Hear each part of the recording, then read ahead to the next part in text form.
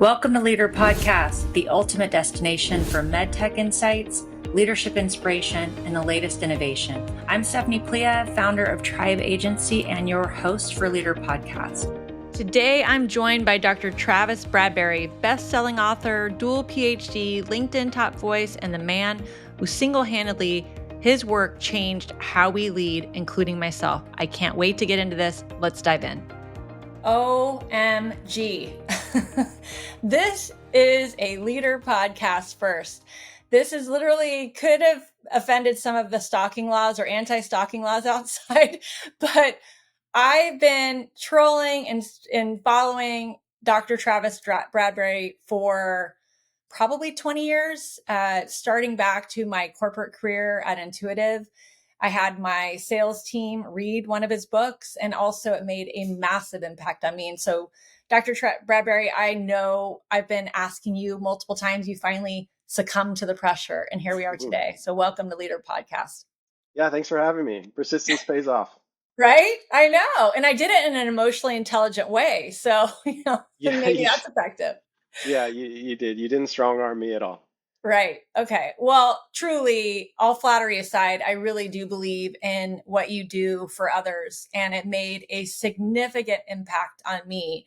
And I definitely want to get into what you've done, what your books are about, and the whole topic of emotional intelligence. But I wouldn't do you service if I didn't mention that once I read Emotional Intelligence 2.0, it literally, the light bulb moment just went off. And I said to my team, I had a team of mostly young adults at that time at Intuitive, and they were all struggling with emotional intelligence. I just didn't know it had a name. And once I really understood this whole concept of stimulus and not having to always have a response, especially in a digital age where it's very tempting, it made a massive impact on how I responded to things. And then I also educated them through, we did a book club with your book as the muse. And to this day, I was literally texting one of my former reps last night, telling him that you were going to be on the podcast today. And I said, guess who's going to be on the podcast? He's like, give me a clue. And I'm like, the one book that made the biggest impact on your career. And he comes back, Travis Bradberry. It also made the biggest impact on my life. Wow. So shout out to Nick Schaefer, but just wanted to let you know, you are ripple effect across many people in corporate USA. And I'm sure beyond that, right? I love to hear that. That's great. It's true. It's true. I read a lot of leadership books. Obviously, I'm a host of a leadership podcast. So leadership is something that is near and dear to my heart. I also believe that it's an art form. I don't think everyone can be an amazing leader. I think you can learn it if you're invested in learning, but it's not something that comes natural to everyone. So tell me, before we get into your new book and a couple of other topics, tell me how you got into this. Like, what led you to decide to go into the emotional intelligence lane? Well, I think it was a real similar light bulb moment that you described. For me, I was an undergrad studying psychology, and I had a professor who shared basically the seminal academic research paper on emotional intelligence that Peter Salovey wrote at Yale. And it was, like I said, it was a light bulb moment. It was, aha, this is the skill that we need. Like, what do you do in response to your emotions? They're driving your behavior all day. They can have a really outsized impact on what you do. And sometimes it's really, really negative. You know, how does one take control of that? So I became fascinated about it. I started reading about it. And I was only an undergrad for 3 years, and I started a dual PhD program in clinical and industrial psychology. And so it really melds the two worlds of, clinical psychology, the psychology of the individual, and industrial psychology, or the psychology of business. And emotional intelligence was a perfect, connection between the two. So all my research was dedicated to EQ. I think I was only my second year in my program. People were calling me the emotional intelligence guy. And my first book came out about a year after I finished the PhD program. So I had done a lot of research over that 5-year program, and it's just something I dove right into. Okay. When did you publish your first book? First book was, it was self-published in 2004, but Simon & Schuster put it out in 2005. Got it. I'm actually in the midst of writing a book. So maybe I'll tap into your wisdom when I get closer to. I'm going Yeah. down maybe the self-publishing right away, just because they've made it so easy on Amazon and Oh Kindle. yeah. But we'll see. We shall see. Okay, so let's break into it. I know I don't have you for very much time, so I want to make sure we get everything we can out of you while we have you. So let's talk just about break down the foundations of emotional intelligence for our audience, those that may not have read the book, and shame on you if you haven't. Let's make sure you do. But go ahead. Yeah, so emotions are the primary driver of our behavior. We have more than 400 emotional experiences every single day. And that's because our brains are wired such that everything we experience goes through the limbic system, the place where emotions are generated first. And that means you have an emotional reaction to the world around you before you're able to think rationally about what you're feeling. That has ensured our survival, right? If a saber-toothed tiger jumps out from behind the bushes, you want to have a quick emotional reaction. You don't want to sit there and have this, drawn out rational thought about what's happening. In today's world, that's not necessarily an advantage. There's a lot of situations where we're triggered, and by engaging our rational thought, we can be more effective. Um, the emotional intelligence skills, there's four of them. The first is self-awareness. So it's awareness of your emotions, how well you understand them, how well you understand your tendencies, the situations and people that push your buttons. There's self-management. It's what you do with that awareness, right? How can you channel your emotion into producing the behavior that you want, a productive behavior?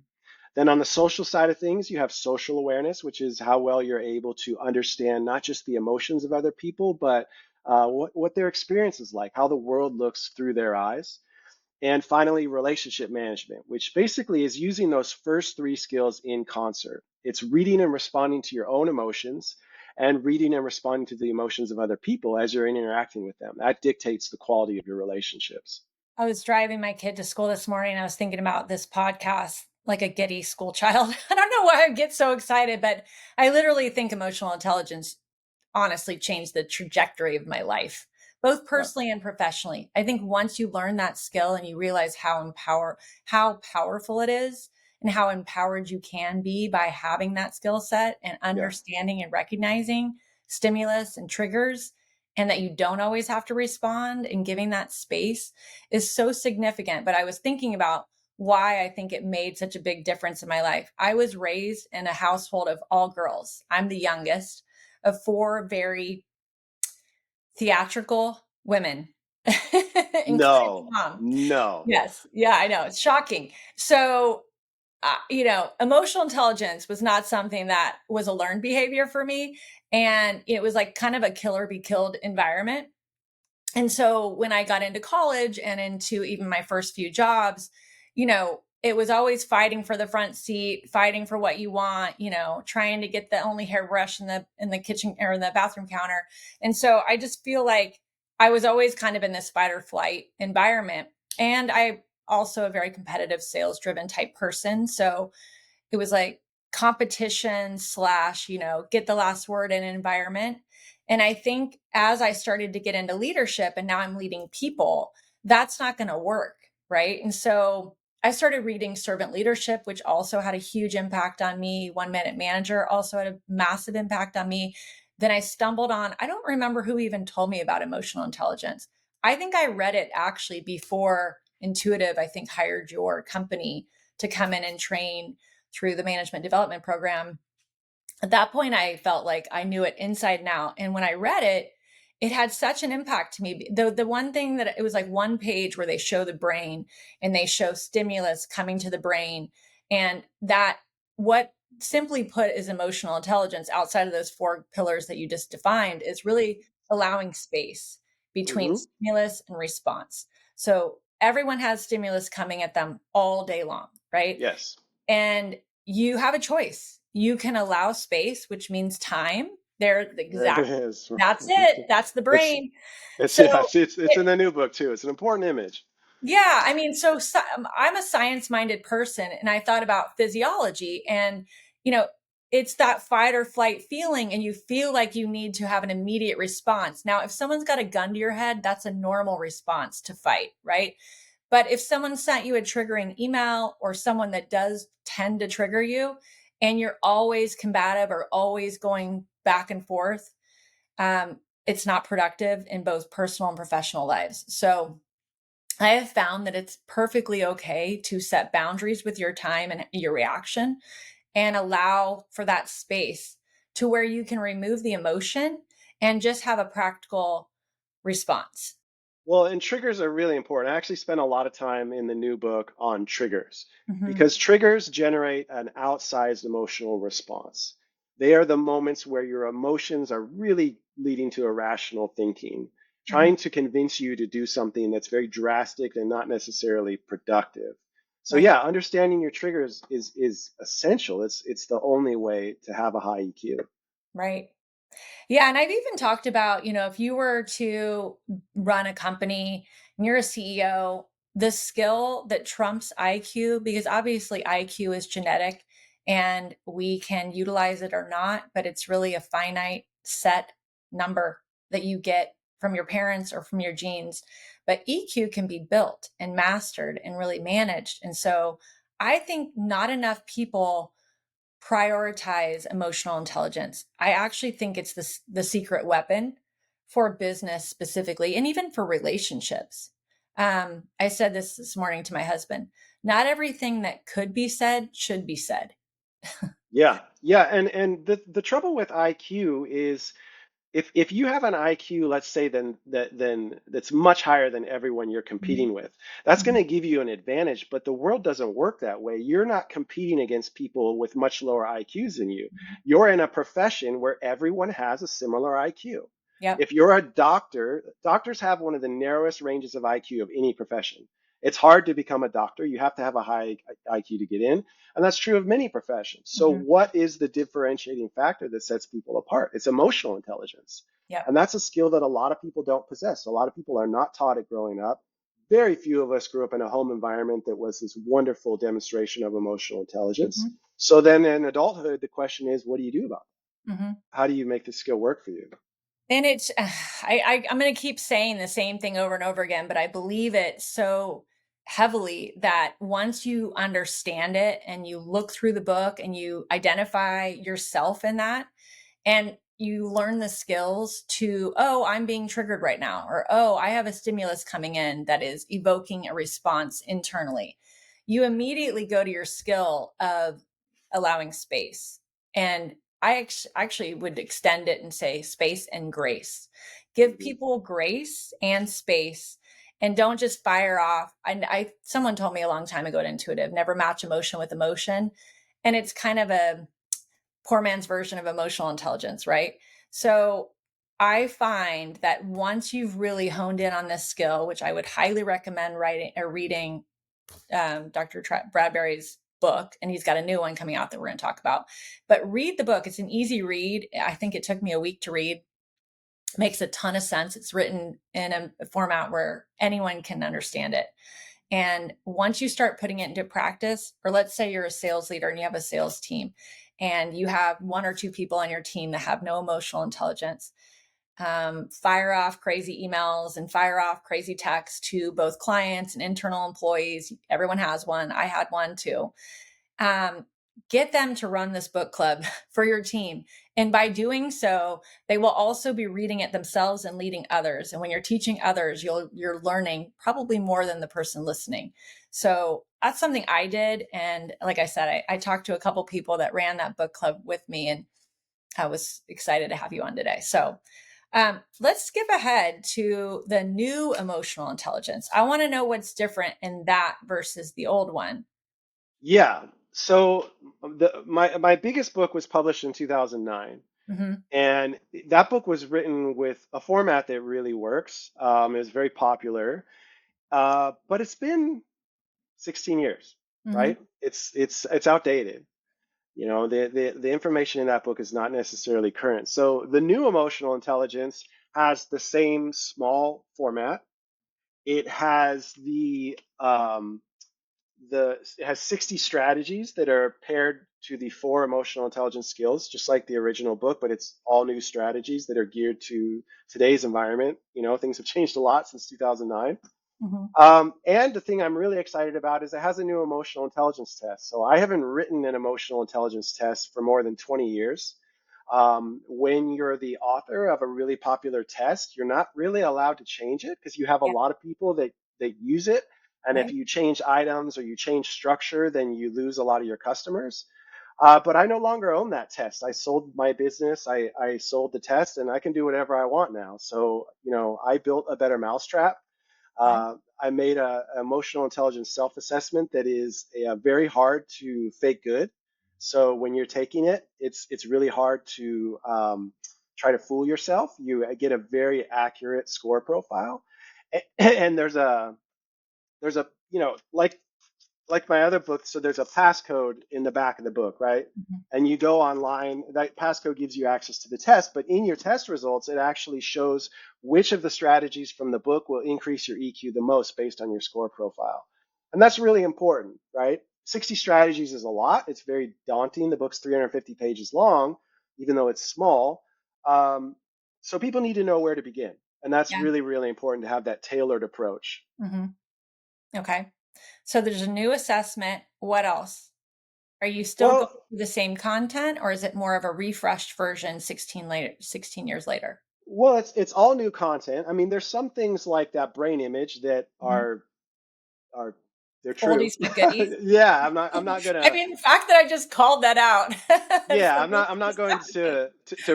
reinvent the pathway for emotional intelligence, but there's also a lot of really great neuroscience and psychological research that's been conducted in the last 15 years that helps you to understand emotional intelligence better and also fuels a lot of these strategies.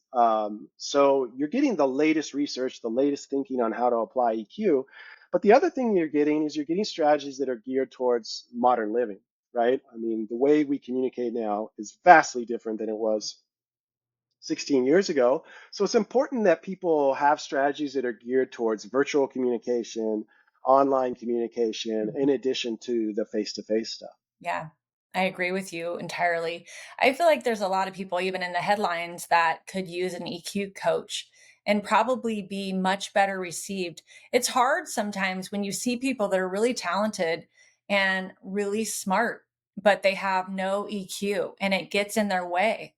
Yeah, It's such a distraction. And I think the blessing and the curse of going through the EQ philosophy and understanding it is now you are grossly aware of those that have it and those that don't.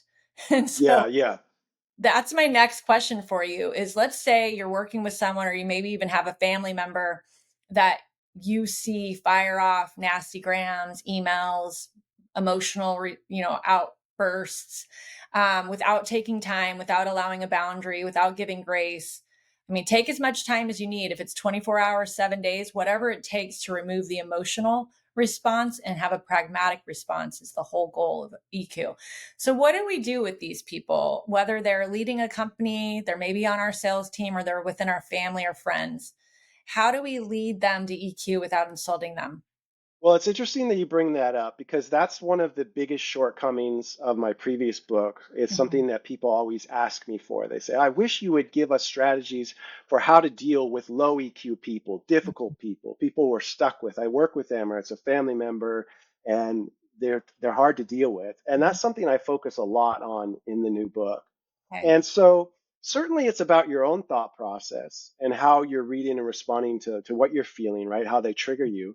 But a lot of it is geared towards understanding the types of people that you're dealing with, because there are certain types of really difficult low EQ people, common orientations to how they approach emotion. You might have the yeller or the passive aggressive type or the victim. Or And the so narcissist. or the narcissist, right? And so I spend time breaking down these different types so that you can assess who you're dealing with and then have an approach that's targeted to the individual, because that's really important. If you're like me and you have two PhDs in psychology, you tend to understand this sort of typology, but I want to give that to everybody. Right. And that's what's really fun about the book is I can distill that wisdom into a really practical approach for people. Yeah. I mean, beyond fixing our immediate environment, and it's also what led me to this other book that I'm writing. It has nothing to do with business, but it has to do with just happiness and peace. When you see people struggling and they don't need to, you just want to help, right? You want to say, if you only knew emotional intelligence, you'd be such a better leader, or you'd be such a better family member, or easier to communicate with. And I don't think it was that difficult to learn. So, one of the main motivations of having you on, because our audience is largely medical device companies and reps, and even engineers and surgeons within this community. And a lot of them are emotionally intelligent, but some of them are not. And so I want people to feel inspired and empowered to just pick up the book, the new one or the old one. I'm going to get the new one because I do want to learn that like advanced level that you just described around helping people, or even understanding why they trigger you or how you can work with them, even if they don't change. I am a big believer of cleaning up your side of the court. It's the only thing you can control. You really can't manage the other side, but Yeah. you can lead by example. And so, I mean, I can't say enough about EQ. It's literally like the internet to me. It is disruptive. It's disruptive, and I think it makes such an impact on life and your genuine happiness and finances. Yeah, yeah. Well, it's interesting that you bring up, your professional background, because I think it's an industry that I've done a lot of work with. Mhm, And I'm actually have started a new business with a business partner that we do EQ training and testing. mhm, And he has a big background in the industry. And he was the head of, at one point, of L10, which is the learning and development organization for biopharm and medical device professionals. And it's just it's there's certain industries where I think EQ is particularly important. mhm, And so it's really fun to build a training program that really addresses a lot of those needs. mhm. So I'm pretty excited about it. There's some info on it in the book if people are curious, but it's a lot of fun. Yeah. So you said this new book called The New Emotional The Intelligence. new emotional intelligence, yes. When's it coming out? When would it be available? Where can we get it? It's on Amazon. It's available May 13th. Um, Before then, it's already in the Hudson Airport bookstores, and then it'll be in all the chains, all the bookstores May 13th. But right now, you can get it only in the airports, Okay. or pre-order on Amazon. And yeah, shouldn't have too much trouble bumping into it. Got it. And your website, if people want to get a hold of you, where's the best place to get a hold of you? I know stalking on LinkedIn is not something any of us recommend.